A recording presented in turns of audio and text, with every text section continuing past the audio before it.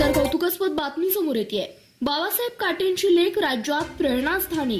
CBS news मराठीने गौरवलेली प्रज्ञा काटे आता राजश्री शाहू पुरस्कार विजेती ठरली आहे. बाबा, मी मोठी झाल्यावर तुमचं स्वप्न नक्कीच मोठं करेन. लहानपणी बाबासाहेब काटेंच्या गळ्यात पडून प्रज्ञा म्हणाली होती. आज त्या स्टॅम्प फेकणाऱ्या बापाच्या डोळ्यात अश्रू आहेत, पण ते दुःखाचे नाहीत बरं का, ते आहेत अभिमानाचे.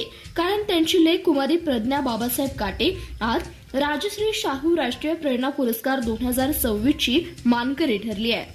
सीबीएस न्यूज मराठीचे मुख्य संपादक चांदभैया शेख यांच्या मार्गदर्शनाखाली चॅनलने जेव्हा या लेकीच्या डोळ्यातील जिद्दीची ठिणगी पाहिली होती, तेव्हाच तिला ज्ञानरत्न म्हणून कवेत घेतलं होतं. आज तीच लेक कोल्हापूरच्या शाहू स्मारक भवनात उभी होती. हातात मानपत्र, डोळ्यात स्वप्न आणि ओठांवर फक्त एकच शब्द, बाबा. बघितलं का, काळजाला भिडणार तो क्षण. मानवतावादी सांस्कृतिक चळवळीच्या मंचावर जेव्हा प्रज्ञाचं नाव पुकारलं गेलं, तेव्हा मागच्या रांगेत बसलेल्या बाबासाहेब काटेंच्या थरथरत्या हातांनी डोळे पुसले. एका स्टॅम्प वेटरने आयुष्यभर लोकांची कागदपत्रे सांभाळली. आज त्यांच्याच लेकीच्या नावाचं कागद म्हणजेच मानपत्र अख्खं महाराष्ट्र वाचतंय.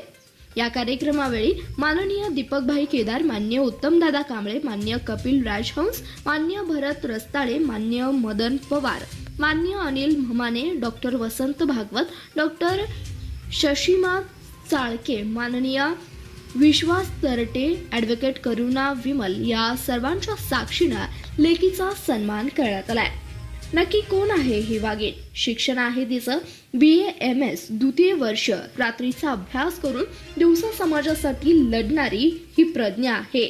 लोक म्हणायचे, स्टॅम्प फेकणाऱ्याची पोरगी काय करणार? आज त्याच लोकांच्या तोंडून काटेंची पोरगी ऐकून ऊर भरून येतो.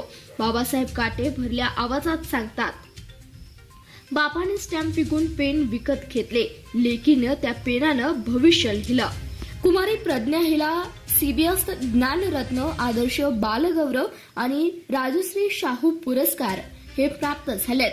बापाच्या कष्टाचं व्याजासहित तिनं फळ दिलं आहे. जगच्या मातीचा हुंकार.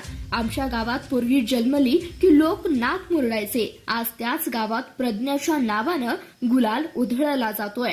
ही फक्त काटेंच्या घरची लेक नाही, ही आमच्या जगच्या प्रत्येक घरची प्रेरणा आहे. एक आजी पदराने डोळे पुसत म्हणत होती, शेवटचा शब्द काळजाला हात घालणार आहे. पुरस्काराच्या गर्दीत माणसं हरवतात, पण प्रज्ञा काटेसारखी मुलं माणुसकी जिवंत ठेवतात.